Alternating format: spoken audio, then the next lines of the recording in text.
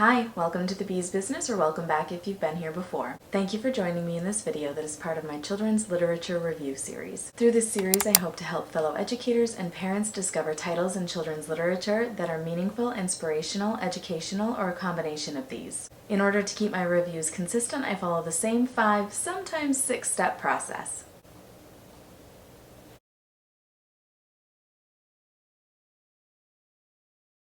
Today I am reviewing for you The Hideout by Susanna Mattiangeli and illustrated by Felicita Sala.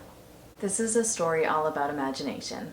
In this story, our main character, Hannah, is off on an adventure. We hear a voice calling to her, and she's not responding to it because the voice feels far away to her. She's in another land. She finds this creature that she nicknames the Odd Furry Creature, and she and this creature are doing some adventuring together in this hideout of sorts. We learn lots of details about what Hannah and the furry odd creature are doing together. After all of these details, our attention is drawn to the fact that it's quiet, and all of a sudden our main character, Hannah, is feeling this. She's feeling as though things are quiet. So quiet, it says in the text. And only then a voice loud and clear came from who knows where. "Where are you?" it said. It was hard to believe, but somewhere someone was still looking for her. Hannah wondered if everything was still the same outside. She wondered if there was anything new to see after all this time. And at this point in the story, we're getting the sense that things are changing. Hannah is sort of being called to this alternate location. This voice is coming through to her that she doesn't know where it's coming from. She wonders, is the world the same after all this time? And then we come to the second to last page, and those missing puzzle pieces are now clear. Hannah brushed away the crumbs from her eraser, blew on the piece of paper, and got up from her chair. "Here I am, I'm coming," she said, glancing at her drawing one last time. And it is on this page that it becomes very clear to us, the reader, that all of this exploration that was happening in the shrubs, in the park, and with the furry odd creature was part of Hannah's imagination, and she was showing this through a drawing that she was creating. And Hannah shows that she feels as though she spent a lot of time immersed in this world, because the last line of our story says, "From the outside, no one would have imagined that deep in the drawing, at the end of a long road made of brown and green pencil marks, a little girl had lived for a very long time." As I read the story, I was doing a lot of thinking about my own children and rushing them out the door as we need to go places. This is very common when you have children. They are immersed in their own worlds and what they are seeing in that moment that is consuming them and that they are giving all of their attention to. And here we are as the adults with an agenda. We have time on our minds. Children don't typically have that at the forefront of their mind. Instead, they immerse themselves so deeply in what they are doing and thinking about, creating and exploring, and they don't see the challenges of time. So while I think this story is a great one for children, I also think it's a great one for parents. I also think it's a great one for parents to read with their children, because it really does serve as a reminder of exactly what might be going on in our little people's minds as we are just rushing them out the door. We know we've got to go, we've got to get to the next thing, and we don't often take the time in that rushed moment to think about what are we pulling them away from and why is it taking them so long to respond to us when we think we've said it so many times, you should be in the car already, or whatever it may be. So it's just a really good reminder that inside their minds there's a whole world going on sometimes. And for this character, Hannah, she was so immersed in her world that she was envisioning that she didn't even hear this voice, really. It was far off in the distance. She felt like she had been in the shrubs, with the park just outside of the shrubs, in this little world that she had created. She felt like she'd been there for a long time. That shows us just how immersed she was, and it wasn't until she had sort of done all the things she wanted to do in this space and done a lot of exploring that her mind settled and the quiet was able to sneak in. And that quiet is what allowed her to hear the voice that was still calling to her. And that's what sort of pulled her back to reality. But it took time, and she needed to go through those thoughts and feelings she was having and get them out on paper before she got to that quiet time where her mind and her ears were ready to take in some new information. I love the creativity behind this story. I like the unique perspective. I really enjoy that up until the end of the story there aren't even hints as to what is really going on. we're reading along, we're wondering what is the voice, but we almost kind of forget about the voice because I think as the reader, I'm feeling like I'm inside Hannah's world with her, and it's not until the story starts to slow a little and it's quiet. And that's when I, as the reader, went, hey, what's happening here? Something feels a little different.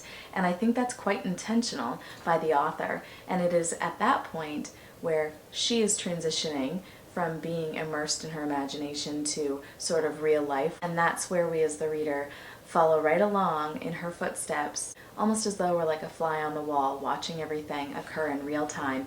And just as Hannah is pulling herself back to reality, we are making the discovery that all of this has been in Hannah's imagination, and in reality, there's someone telling her, hurry up, we've got to go. So I really appreciate that Hannah's perspective and ours as the reader run along parallel paths. The illustrator has done a wonderful job adding to this story by embedding little details into her drawings. For example, we notice a creature on the shelf within Hannah's bedroom that looks a bit like the odd furry creature that we see glimpses of at other points in the story. Here we can see that little blue pom-pom tail, and here it is on her shelf. We also see her wearing this cap throughout the story. She ends up making some things for her and the furry odd creature to wear out of feathers like this. So I appreciate that the illustrator is really creating a cohesive feeling between the drawings and the words that are in this story. And we are seeing a lot of matching going on. And this is something, of course, you could easily overlook, but in my effort to really go through a book thoroughly, I love to look for these little clues. It feels like a fun challenge, and it's also a challenge I like to give to my own children after I read a story through the first time. I don't always read a story through the first time before I share it with them, but if I have the opportunity to do so, especially like in this situation where I'm getting to review this story for you, and I actually haven't read this one with my own children yet, it's giving me a lot of ideas for when I do read the story with my own children. I'm noticing these little things as I'm looking closely at the text, so now when I read the story with my children, I'm going to be able to tailor our reading experience toward helping them to lock in on these little clues and take the story to the next level, not just reading the words that are on the pages and glancing at the pictures, but really spending time diving into these things and pulling out that deeper meaning of this story. I feel like this is a great story to do exactly that. Look deeply, look between the lines, make inferences, really study those illustrations, and pull out that deeper meaning. One of my favorite things about a text is when there is a deeper meaning that is there waiting to be interpreted, but that requires you to put that effort in, to do that interpreting and to find that deeper meaning. Those are the stories that stick with me because, yes, I read the words, yes, I looked at the pictures, but then I used those two things in combination with one another, and I pushed myself to dive deeper, and then that really sticks with me. So those are my favorite stories, when there is that deeper meaning to be had, and I think that makes a story an effective one.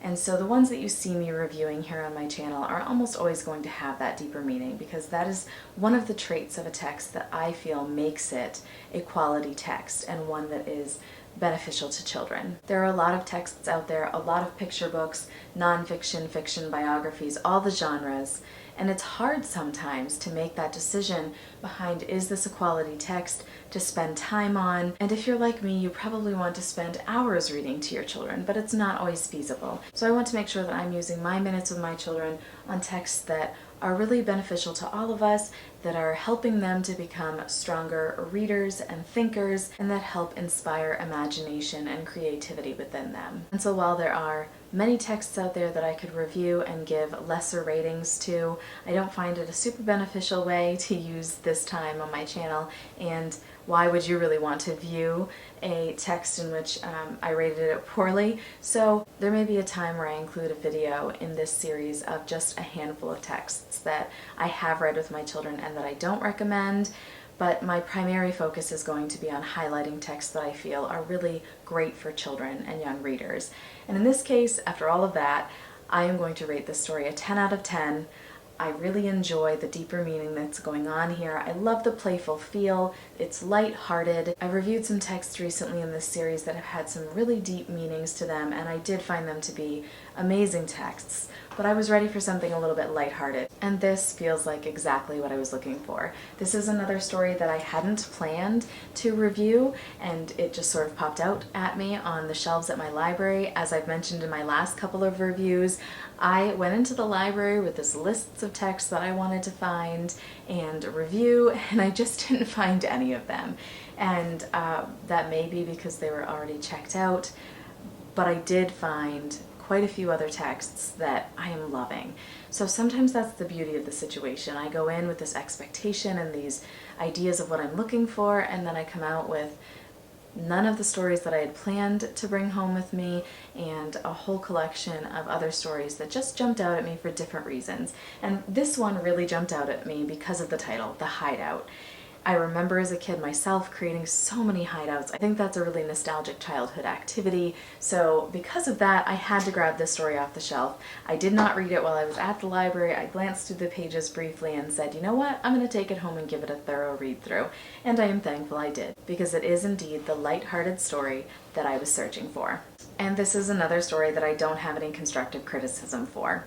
I really appreciate the way the story was put together. I think that the author and the illustrator worked wonderfully together and really paired the illustrations and the words in a way where they are cohesive, they work together to bring deeper meaning to the story, and there isn't anything that I think would be of benefit to change. Thank you so much for joining me as I reviewed another text in my children's literature review series. I hope that you found this review helpful. I would love feedback from you about what you really enjoy in this review series, and also about anything that you feel could be improved. As I mentioned in the beginning of this review, my primary focus is to shed light on titles in children's literature that are going to be beneficial to parents, children, and educators, and hearing feedback from you is the best way for me to know just how effectively I am reaching my goal. Thank you again for joining me today. I can't wait to see you in the next one. Bye!